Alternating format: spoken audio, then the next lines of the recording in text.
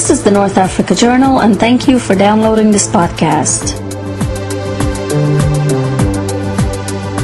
For more podcasts, information, and user rules, please visit north-africa.com/podcast.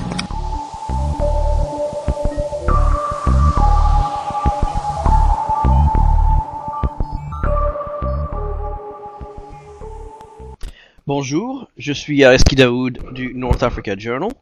Ce qui suit est une conversation avec un chef d'entreprise européen et investisseur en Algérie.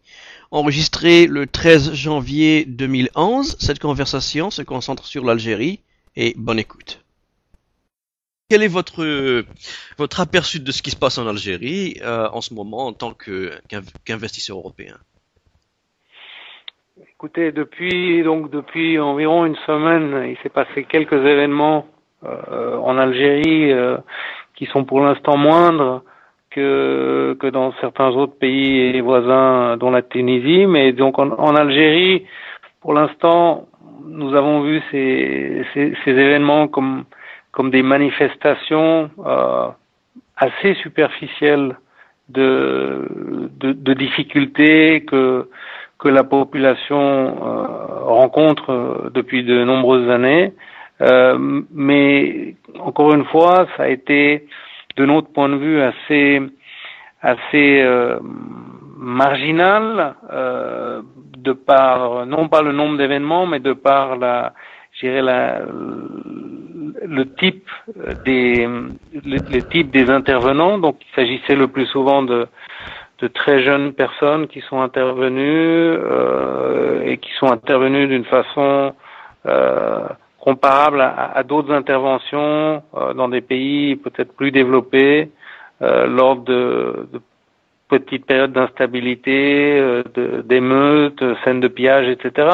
Nous pensons que le gouvernement algérien, nous trouvons que le gouvernement algérien a eu jusqu'à aujourd'hui une réponse appropriée à cette crise depuis environ une semaine. C'est-à-dire que d'une part le gouvernement nous paraît avoir gardé son sang-froid, l'armée n'est pas intervenue, les forces de sécurité qui sont intervenues de façon mesurée, probablement aussi parce que dans les mémoires du gouvernement et de la population, les traces des événements de 1988 sont encore présentes dans les esprits, mais je dirais que dans l'action dans la rue par le gouvernement nous a paru appropriée, et les interventions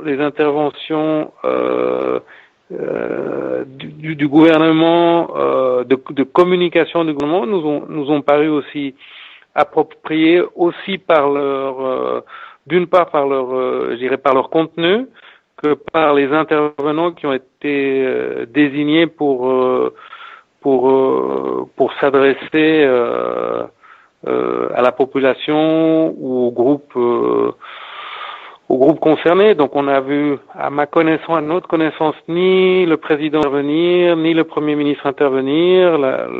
Il y a eu quelques déclarations qui ont été faites par des officiels. Est-ce qu'elles ont été faites de façon concertée au niveau gouvernemental ou non, nous ne le savons pas.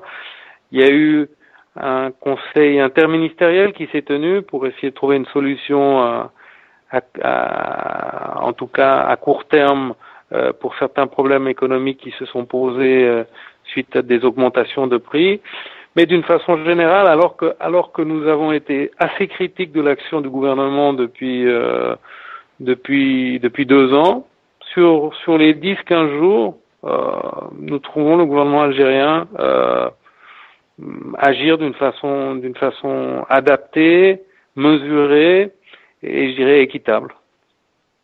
Et vous pensez que certains changements du point de vue structurel verront le jour en conclusion après bien sûr ces démonstrations, ou bien est-ce que, comme on dit en anglais, business as usual? Bon, enfin, il y a une expression qui a souvent été employée par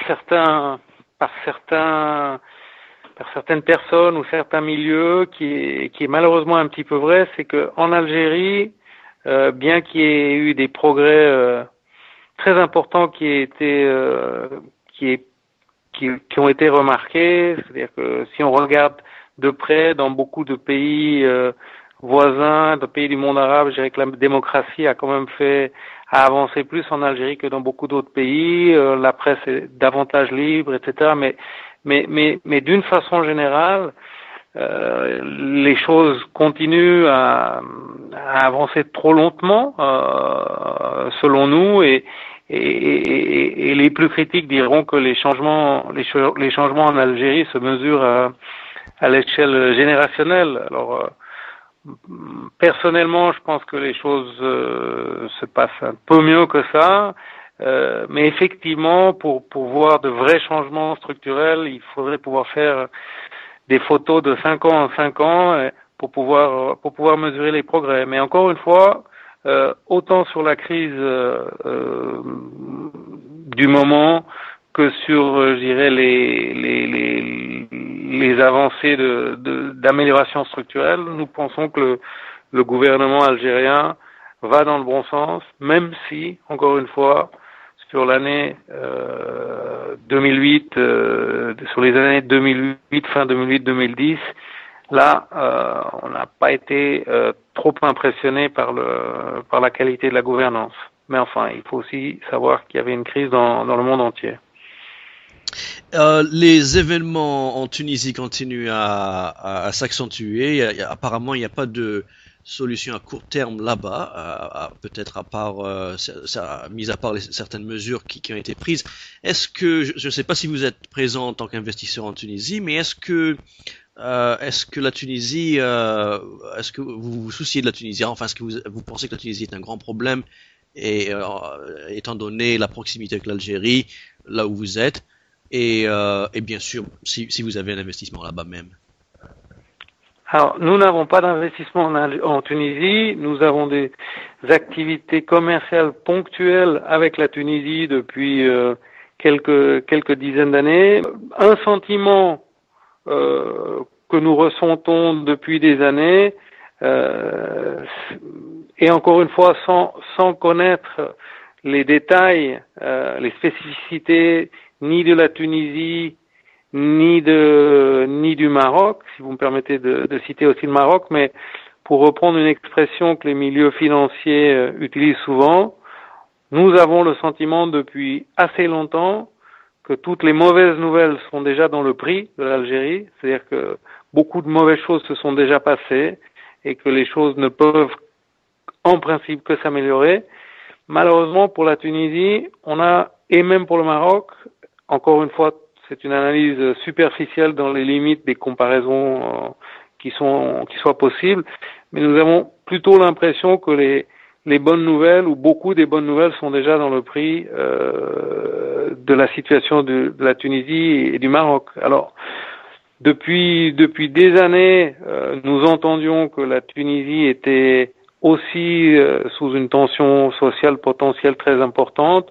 On l'a entendu un petit peu plus en 2010, mais cette crise, ou l'étendue et la durée de cette crise nous surprend et ne nous surprend pas, mais nous n'avions pas conscience qu'une crise de cette ampleur pouvait se déclarer en Tunisie. Maintenant, en ce qui concerne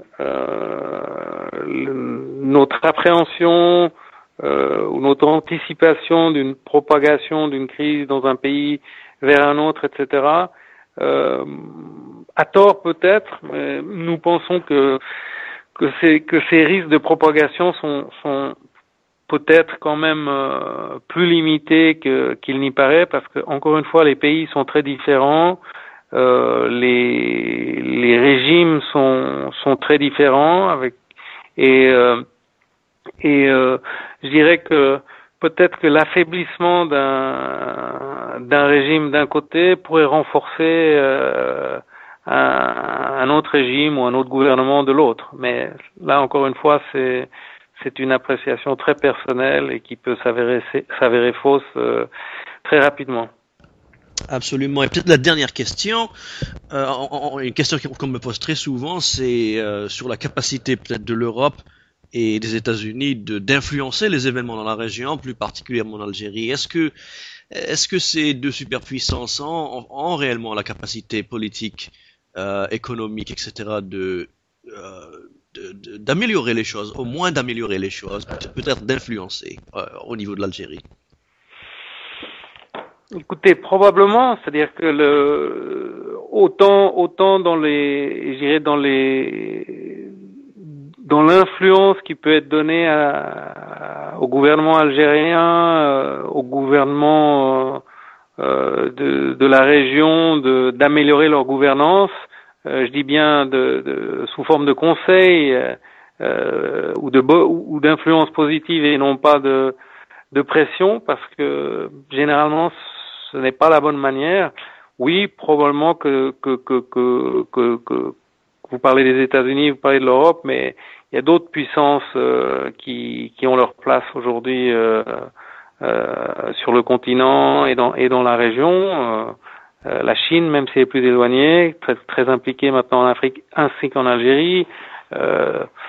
La Russie dans une moindre mesure, mais très certainement que de bonnes actions, de bons conseils de ces superpuissances peuvent influer indirectement sur certaines améliorations structurelles. Cela étant, et encore une fois c'est une remarque que je fais à titre personnel, de mémoire, et peut-être à quelques exceptions près, l'efficacité de l'intervention des Européens, de l'Union européenne, dans beaucoup de crises, a été assez relative par rapport à l'intervention de certains autres blocs, dont les États-Unis, qui ont quand même, pour différentes raisons, un impact qui me paraît plus important. Ces choses vont changer, bien sûr, mais c'est aussi pour dire que je n'attends pas quoi que ce soit de très particulier à court terme en provenance de l'Union européenne. Maintenant, le jour va venir, vu la proximité géographique, vu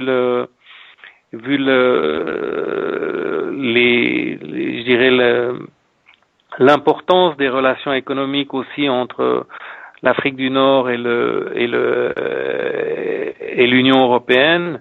Bon, à un moment donné, on doit pouvoir essayer de trouver un agenda qui crée de la valeur des deux côtés et qui contribue à résoudre certains problèmes en tout cas. Très bien, je sens un certain optimisme dans votre voix. Merci d'avoir donné votre opinion.